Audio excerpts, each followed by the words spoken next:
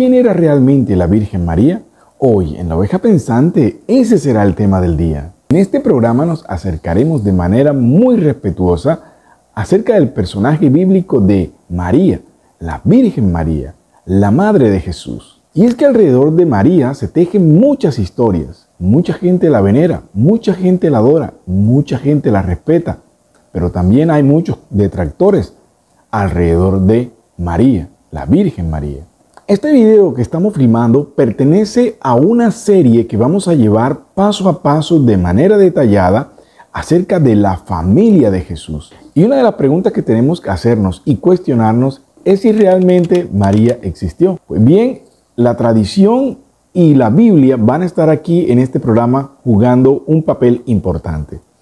Primeramente, vámonos a la tradición, a lo que normalmente se dice. Pues bien, la tradición cristiana ha venido diciéndonos que la existencia de María es veraz. Así pues, la iglesia fundada por los apóstoles originales del libro de Hechos, desde los inicios aceptaron la existencia de María. De hecho, los evangelios según San Juan, el evangelio de Mateo, el evangelio de Lucas y el evangelio de Marcos, aceptan y describen la presencia de María como la Madre de Jesús. Respecto a este tema de María, tenemos que separar nuestra opinión personal y tenemos que separar también a las terceras personas que no opinan, que no realmente aportan en este tema, que simplemente quieren debatir, que simplemente quieren discutir, pero que realmente no nos van a aportar. Entonces debemos también preguntarnos si era un personaje que realmente existía, ¿de dónde era? ¿De dónde vino? ¿Cuál era el lugar donde había nacido o por lo menos donde ella se movía? Pues normalmente la tradición dice que María era de Israel, pertenecía a ese pueblo, al pueblo de los israelitas. ¿Pero qué respaldo bíblico hay de ello? Bueno, el Evangelio según San Lucas, en el capítulo número 1, nos habla acerca de ese lugar de origen de María, la Madre de Jesús. El Evangelio según San Lucas, capítulo 1, verso 26, nos dice lo siguiente: al sexto mes, el ángel Gabriel fue enviado por Dios a una ciudad de Galilea llamada Nazaret. Lucas nos sitúa el lugar donde estaba María cuando el ángel Gabriel le llevó la noticia de que había sido escogida como la madre del Salvador. Y dice que se encontraba en Nazaret. Nazaret, que pertenecía a la región de Galilea. Ahora bien, ¿entendemos por qué a Jesús se le llama Jesús de Nazaret? Pues bueno, porque esa era la región donde su madre habitaba cuando el ángel Gabriel llegó a visitarla. Y una cosa muy importante y llamativa es cómo el Evangelio nos describe un lugar, una región, un punto exacto donde se encontraba María, la Madre de Jesús, la Virgen María. Y si continuamos en esta línea, debemos hacernos otra pregunta. ¿A qué familia entonces pertenecía María? ¿A qué tribu? Y estas dos preguntas son importantísimas porque en el contexto en que está histórico, María debía pertenecer a una de las 12 tribus de Israel.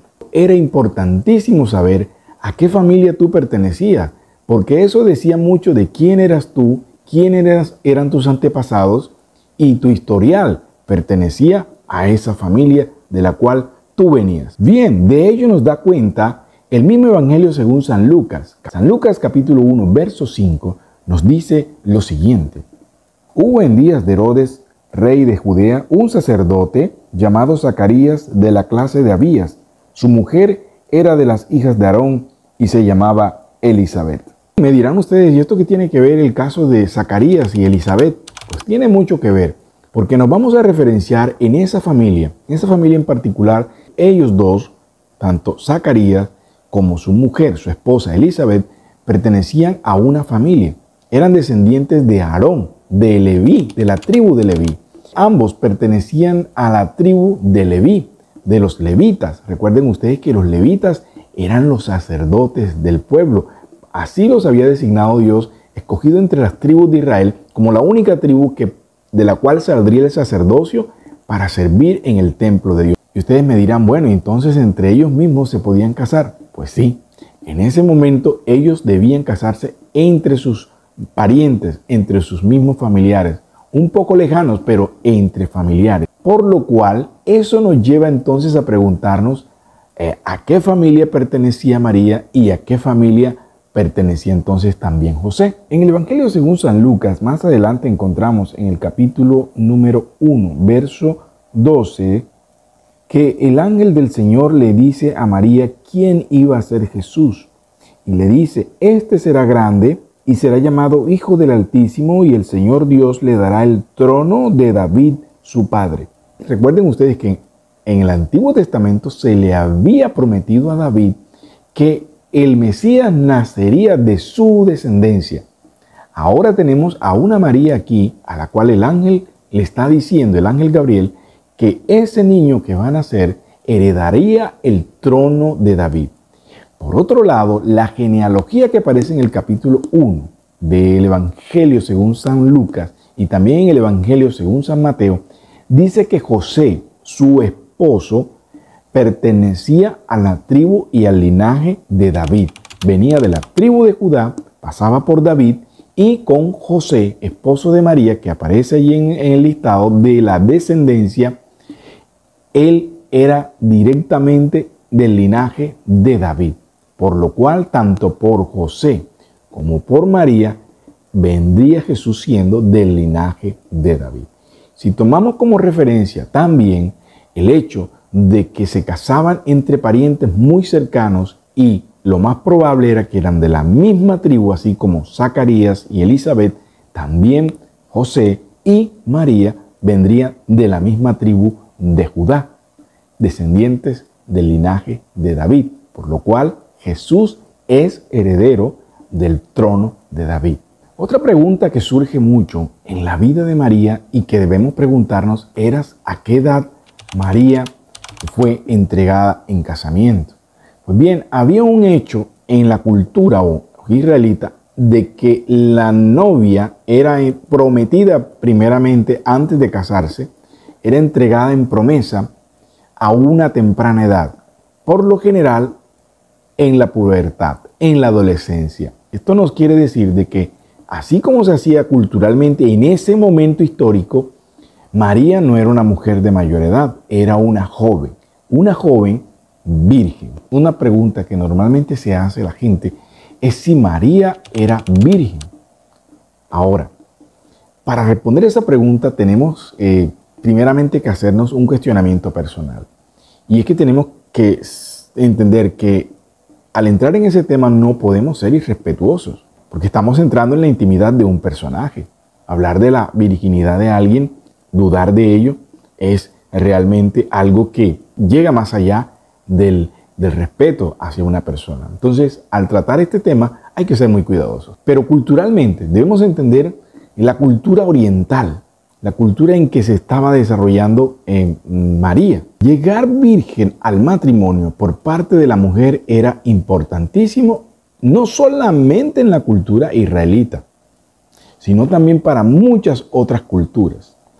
Pero la cultura israelita no era la única que lo practicaba. ¿Y qué buscaba esto realmente dentro de la misma comunidad? Demostrar la inocencia de esa mujer al llegar a su marido. Y también de un acto de compromiso. Espiritualmente, si lo miramos nosotros desde el punto de vista de la sangre, recuerden ustedes que la sangre en el Antiguo Testamento tenía mucho que ver con el pacto que se celebraba entre Dios y los hombres. De hecho, Jesucristo derrama su sangre y por eso se habla de un nuevo pacto a través de la sangre del Cordero. Cuando esto sucede en el acto matrimonial, lo que se sella allí entre esa mujer y ese hombre, entre esa mujer que es virgen y ese hombre con el que se casa, es que están sellando un pacto de sangre. Muchas veces no lo miramos desde esa objetividad, pero hay que mirarlo tanto espiritualmente como culturalmente. Su madre iba a ser virgen. Y esto lo encontramos nosotros referenciado en una profecía en el Antiguo Testamento. En esa profecía se nos habla acerca de la virginidad de María posteriormente. En el libro de Isaías capítulo 7, verso 14, dice: Por tanto el Señor mismo os dará señal, y he aquí que la Virgen concebirá y dará a luz un hijo, y llamará su nombre Emmanuel, es decir, Dios con nosotros. Para nuestras culturas occidentales, diferentes a la cultura del Medio Oriente y de Oriente, la virginidad en muchos casos no importa. No le damos esa importancia o no se le da la importancia. Pero en el contexto bíblico, en la cultura oriental, eso tiene un valor significativo, gigantesco, a nivel cultural y a nivel religioso también. Luego entonces, cuando la gente, estos que tratan como de dudar acerca de esta situación de María, intentan mezclar su pensamiento occidental y de que dudan o ponen en duda su virginidad y tratan de meter, infiltrar ideas para mover la fe de quienes creemos en Dios. El hecho de cuestionar no es solamente cuestionar por cuestionar o porque a mí me parezca que no es así. Eso hay que demostrarlo. Eso hay que buscarle una verdad. Y para nosotros la verdad se encuentra en la palabra de Dios y en este caso también en la cultura oriental.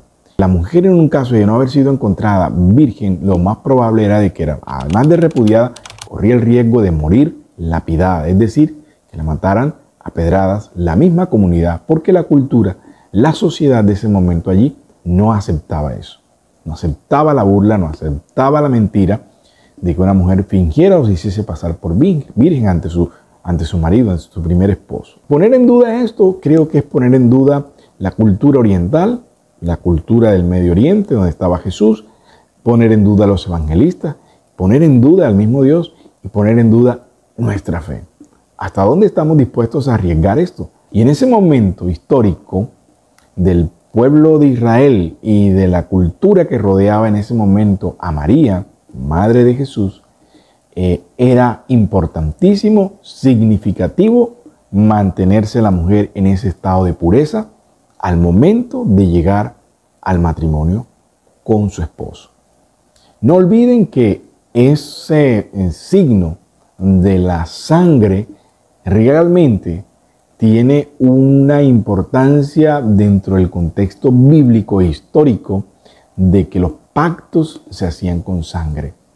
Entonces, no aparte eso de su mente, téngalo muy en cuenta, la cultura, lo que la palabra nos dice y la significancia de la sangre. Bueno, así hemos llegado a la parte final de este programa. No sin antes invitarlos, por favor, a que estén pendientes del siguiente programa. No se lo pierdan porque vamos a seguir tratando el tema acerca de María y todo lo que alrededor de ella se ha dicho. Vamos a trabajar también esa parte que tiene que ver con María y el ministerio de Jesús, el nacimiento de Jesús, el anuncio del ángel, lo profético que hay en María y también muchas verdades acerca de ese movimiento de María hoy en el mundo. Te invito por favor a que no te pierdas ese programa. Suscríbete al canal. Muchas veces no te llegan los videos. Yo sé que muchos los están esperando, pero porque no estás suscrito. Así que por ahí abajito, dale like. Por favor, comenta el video, comenta acerca del tema de manera respetuosa, tanto con el programa como con las demás personas que también están aquí todos los días viendo el programa. Soy Alcides Manuel Suárez Andosilla y nos vemos en una próxima ocasión. Dios continúe bendiciéndolos abundantemente. No se pierdan el próximo programa.